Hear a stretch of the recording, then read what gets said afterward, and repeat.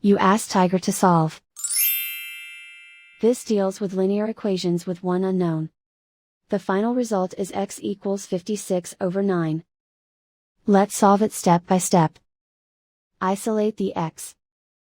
Multiply both sides by inverse fraction 7/3. Group like terms.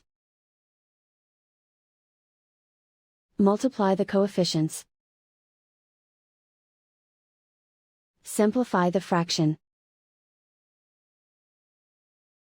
Multiply the fractions. Simplify the arithmetic.